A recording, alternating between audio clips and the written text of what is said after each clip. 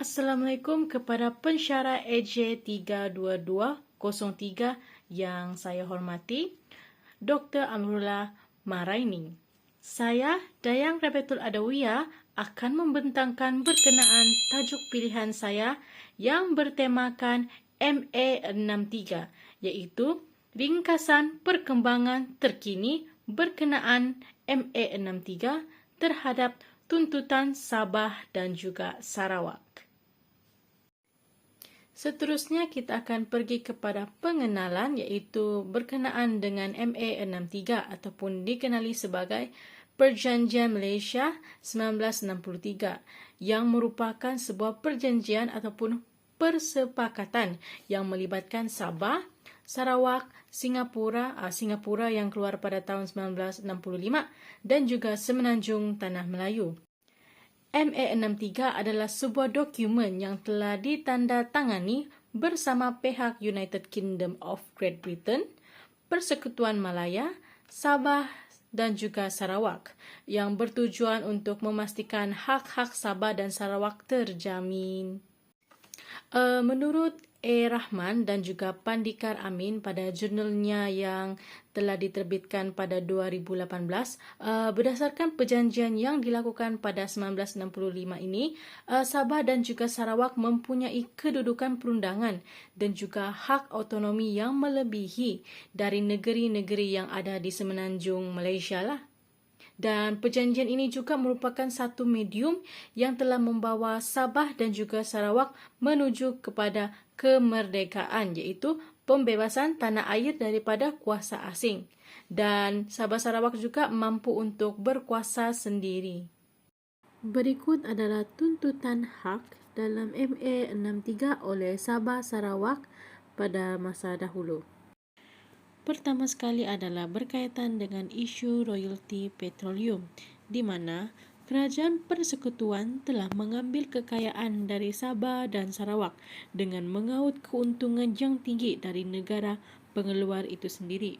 Dan ianya sebenarnya telah melanggar hak dalam perjanjian terdahulu, iaitu MA63, dan telah menjadi isu kepada kepimpinan Sabah dan juga Sarawak. Seterusnya adalah isu berkaitan Perkara 1 Klausa 2, di mana Perkara 1 Klausa 2 Perlembagaan Persekutuan masih belum dilakukan sebagaimana yang pernah diusulkan oleh Kerajaan Pakatan Harapan pada tahun 2019. Perkara ini dilihat sebagai disengajakan kerana pindaan yang dilakukan adalah sukar untuk dilaksanakan serta mendapat suara majoriti dalam Majlis Parlimen.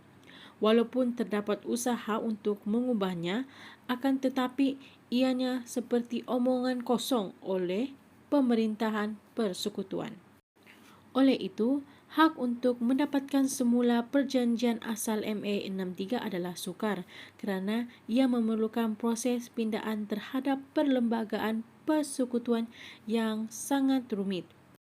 Demikian, hak perubahan nama dari negeri kepada wilayah di Kepulauan Borneo ini masih belum terlaksana mengikut Perkara 1 Klausa 2 yang terdahulu.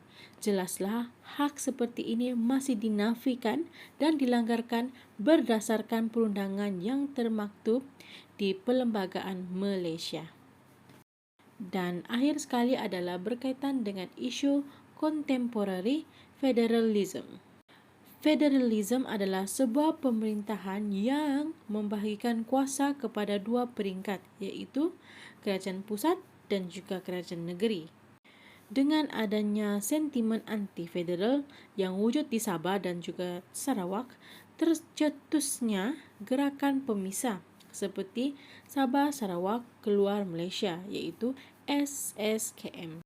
Hal ini kerana kuasa federal ni sebenarnya memperlihatkan pemusatan kuasa terhadap kerajaan pusat yang dapat dilihat hari ini, iaitu hasil hak Sabah Sarawak terbanyak diambil oleh kerajaan pusat.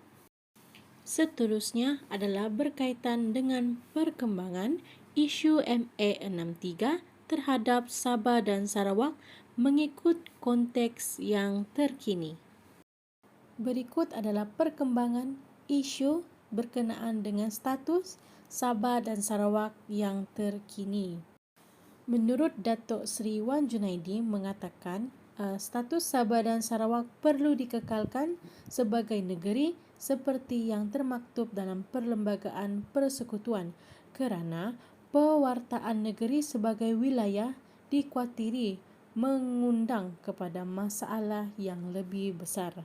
Bahkan pada pandangan beliau, walaupun isu ini merupakan perkara yang penting bagi meningkatkan ekonomi dan juga pelaksanaan autonomi di Sabah Sarawak, tetapi pemewartaan wilayah iaitu penaiktarafan keistimewaan terhadap Sabah dan Sarawak, ianya tidak akan boleh mengubah apa-apa. Jelaslah di sini, sehingga sekarang isu status Sabah dan Sarawak sebagai wilayah belum diselesaikan mengikut perkara yang termaktub dalam Perkara 1 Klausa 2. Seterusnya adalah isu pindaan perlembagaan iaitu yang berkaitan dengan MA 63. Menurut Ahli Parlimen Kota Belud, pindaan perlembagaan perlu disegerakan. Contohnya, Perkara 1 Klausa 2, Perkara 112D dan Akta Kemajuan Petroleum 1974 dan juga Akta Laut Wilayah yang diperlu diselaraskan mengikut MA 63. Isu ini sebenarnya telah dikemukakan sejak dahulu lagi, namun sering dilanggar dan juga dinafikan khususnya daripada kerajaan pusat sehinggalah sekarang. Secara kesimpulannya, berdasarkan konteks sehingga kini, hak-hak Sabah dan Sarawak ada kalanya dilanggar dan juga dinafikan oleh sesetengah pihak. Walaupun terdapat usaha-usaha untuk mengembalikan hak-hak tersebut, namun ianya seperti menunggu kucing untuk bertanduk. Jadi, harapan pengkaji adalah untuk melihat sektor pendidikan dan juga ekonomi di Kepulauan Melayu menampakkan peningkatannya ke arah yang lebih berdampak positif.